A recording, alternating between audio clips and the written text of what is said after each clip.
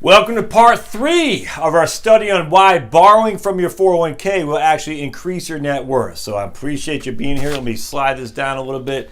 There we go. Sweet. Okay, cool. That should be a little bit better. Yeah, there we go. All right. So what we're going to talk about here today is we're going to use from my book, Strategic Money Planning, 8 Easy Ways to Get Your Financial House in Order. And this is the chapter I have on you should borrow from your 401k to pay down debt. And we use this charts that was talked about.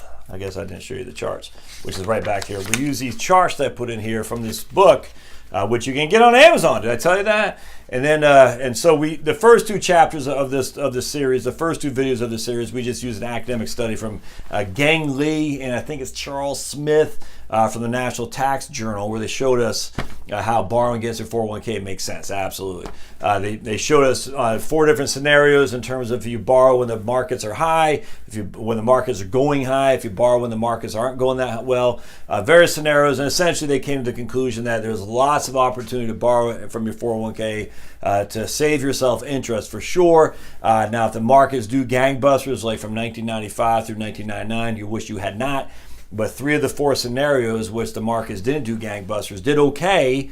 Too bad you made out like a bandit by borrowing from your 401k. The one time was when the markets were irrationally exuberant, to quote from Alan Greenspan in 1995. But here we're not just going to show you how you're going to increase your net worth by saving interest.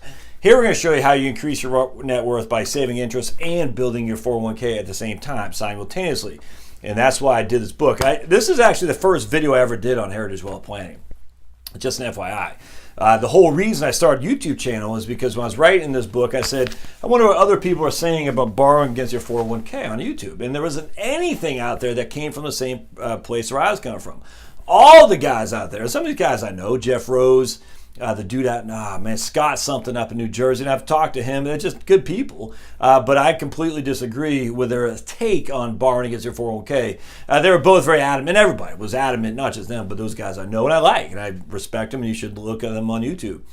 They just had a different take on 401k loans than I do, and that's fine.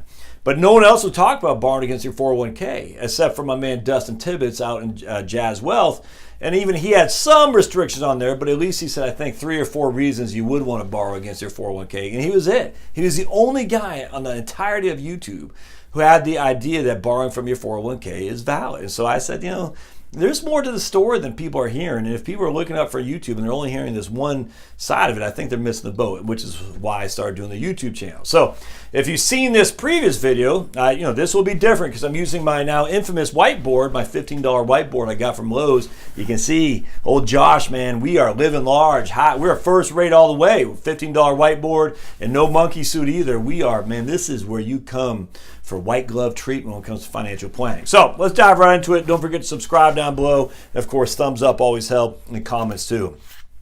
So I'm going to go to page 38 of my book, and we're just going to dive right into it. I'll read you a couple chapters, and then I'll bust out the tool I have here. And I think you'll get a lot out of this. So let's say you have $50,000 in your 401k, and you also have $10,000 in credit card debt at 10% a year as the interest.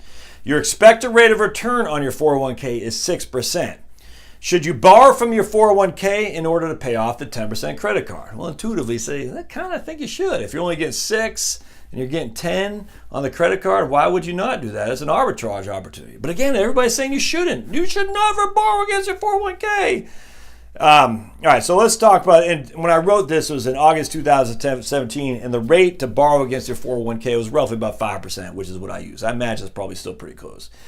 So you're paying yourself 5% back in interest each and every year, but that interest is not going to the bank. It's going back into your account. We'll jump on that in just a second. At a rate of 5% a month, 5% a year. So what you do is you got to take your $10,000, your 5% interest. The 401k loan must be paid back within 5 months or 5 years. So that's 60 payments.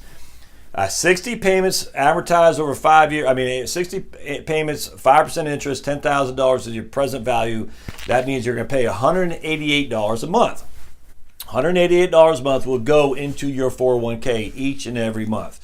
So that means after 5 years, you end up putting back $11,280. So we know for a fact that you will make money, if nothing else. You're going to borrow $10,000, you're going to put $11,280. We know that for a fact. So you're going to make money. Okay, so you are literally paying yourself. But there's another critical point that I think a lot of people miss.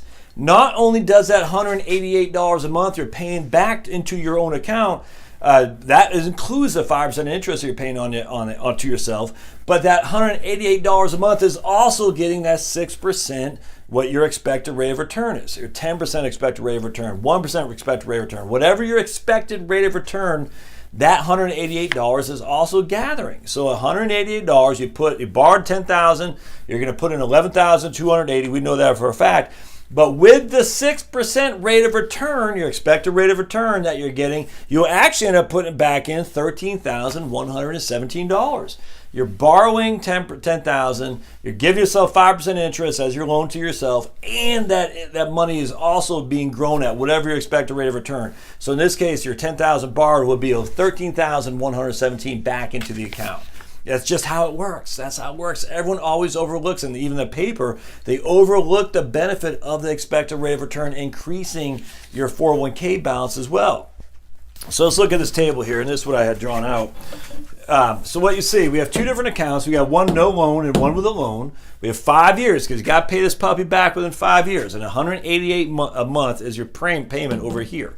In this case, we got no loan. We're just saying, yeah, that guy Josh, I don't like him. He's crazy. I'm gonna listen to all the other guys on YouTube. I'm not gonna borrow against my 401k. I'll just sit there and eat the $10,000 credit card at 10% a year interest.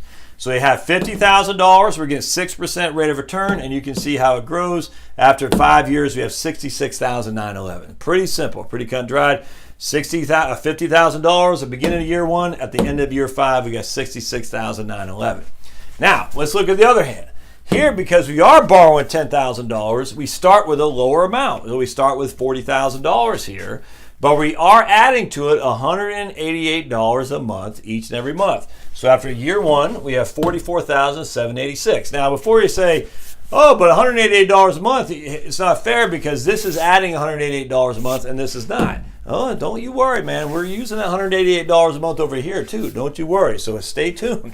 I can hear it already. Like, you're not using the $188 a month for the other account. Oh, yes, we are.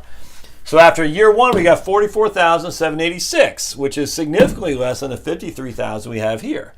After year 3, we have $50,262, which is a little bit less, starting to get less than the $59,551 we have here. But after year 5, we have $67,000, roughly about the same. It's about $159 difference, but we'll just say the same. So we have almost the exact same amount in this account than we have in this account, even though we started with less.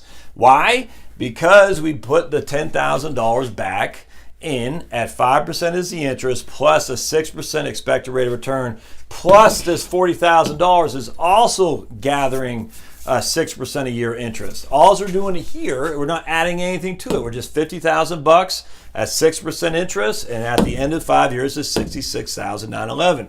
$40,000 at the end of 5 years, adding $108 a month is $67,070. So we have more money in the loan account than we did the non-loan account, and all things being equal. And that's benefit number 1. So stay tuned. We'll go down here to benefit number 2 here in just a second, because it doesn't stop here. It gets more. So hang in there. Thanks, guys.